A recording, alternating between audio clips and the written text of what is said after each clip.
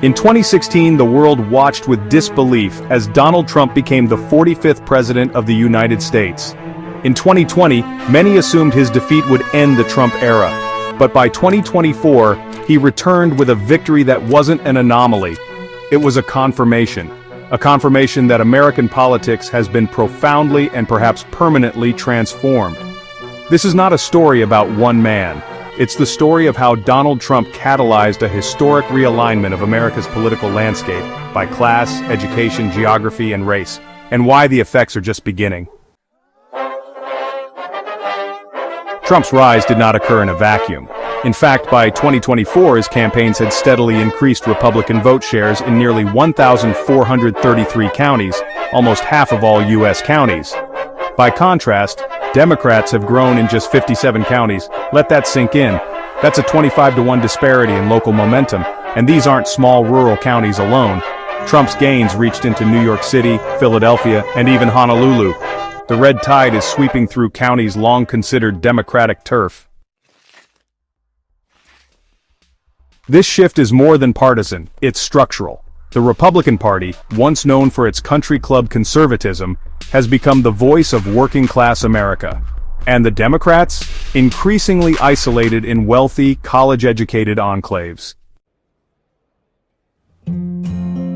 America today resembles two different countries. In one, Republicans are gaining strength in counties with lower incomes and fewer college degrees. In the other, Democrats are consolidating power in affluent suburbs and urban tech corridors. Over 95% of counties trending Republican have median incomes below $80,000. Only 3 Republican trending counties crossed the $100,000 mark. Meanwhile, Democratic gains are concentrated in places like Atlanta's upscale suburbs, wealthy regions of Colorado, or university towns like Ithaca, New York. This is the diploma divide in action. In every Republican trending county, less than half of adults hold college degrees. In every Democratic trending county, over 20% do. Here's the twist. This isn't just about white working-class voters. Trump made major gains among Black and Latino voters, especially in working-class areas. In 58 Black majority counties, Republican support has grown in all 3 of Trump's elections. Even in places like the Bronx or Atlanta suburbs, Trump improved his margins. Among majority Hispanic counties, the shift is even more seismic. 66 out of 67 have turned redder since 2012. In counties like Starr, Zapata, and Maverick in Texas, Trump flipped margins by 50 to 80 percentage points. Not because these voters became conservative overnight, but because they felt abandoned. Trump is the symptom, not the disease. Democratic strategist Chris Kofinis.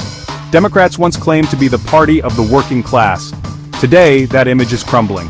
Democrats now dominate places with tech firms, elite universities, and high real estate values, but they are bleeding support in the vast middle of the country. Even in historically blue New York, 43 of 62 counties moved toward Trump. In Texas, only 2 counties trended Democratic between 2012 and 2024. Some blame messaging, others blame identity politics or detachment from economic concerns. Either way, the working-class base that once powered the Democratic Party is defecting. Even Black and Latino communities, long assumed to be locked-in Democratic constituencies, are no longer safe. Many believe Trump is a unique phenomenon, but the real question is, will his political movement survive without him? Some Democrats hope this is all temporary, a Trump-only effect. But if working-class Black and Hispanic voters don't come back to the Democratic Party, this may not be a blip.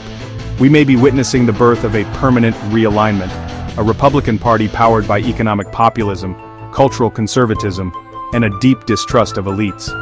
A Democratic Party centered in wealthy enclaves, universities, and metropolitan bubbles. And for now, that strategy isn't enough. This isn't about red versus blue, it's about representation, about who feels seen, who feels heard, and who shows up to vote. When voters in the Bronx, South Texas, and rural Ohio all shift toward the same candidate, it's not just about rhetoric, it's about resonance. As Ken Martin, chair of the Democratic National Committee, warned, The majority of Americans now believe the Republican Party best represents the working class and the poor. That's a devastating reversal for Democrats, and a defining opportunity for Republicans. Whether Trump remains in politics or not, the forces he unleashed are changing the game. American politics has entered a new era, one no longer defined strictly by ideology or race, but by class, geography, and education. Donald Trump didn't invent these divides, but he illuminated them and built a movement on top of them. What comes next depends not just on who runs in 2028, but on whether either party can reconnect with a fractured, divided, and rapidly changing nation. This is Talk Maniac, and we'll be here to break it all down.